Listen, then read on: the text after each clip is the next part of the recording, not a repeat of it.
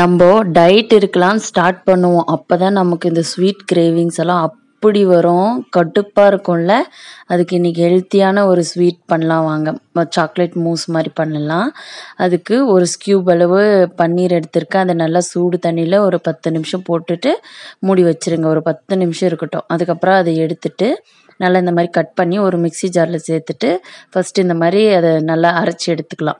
அதுக்கப்புறம் இதில தேவையான அளவு கொக்கோ பவுடர், தேவையான அளவு பாலு, அதுக்கப்புறம் ஸ்வீட்னஸ்க்கு தேவையான அளவு ஹனி. இது எல்லாமே சேர்த்துக்கலாம். இது எல்லாமே நமக்கு தேவையான அளவு சேர்த்துக்கலாம். நம்மளோட டேஸ்ட்டுக்கு தகுந்த அளவு சேர்த்துக்கலாம். கொஞ்சம் கூட, குறைவா எவ்வளோனாலும் சேர்த்துக்கோங்க. அவ்வளோதாங்க. நல்லா இந்த மாரி அரைச்சு எடுத்துட்டு, அது நல்லா ஒரு மூஸ் பதத்தில இருக்கணும். அதுக்கப்புறம் அத கொஞ்ச நேரம் ஃப்ரிட்ஜில வச்சு செட் பண்ணிக்கோங்க. அதுக்கு மேல கார்னிஷ்க்கு கொஞ்சம் நட்ஸ் சேர்த்து சாப்பிட்டா சும்மா டேஸ்ட் அப்படி இருக்குங்க. ஹெல்த்தியாவும் இருக்கும். நம்ம டயட் இருக்கிற டைம்ல ஈஸியாவும் செஞ்சு சாப்பிடலாம். ட்ரை பண்ணி பாருங்க.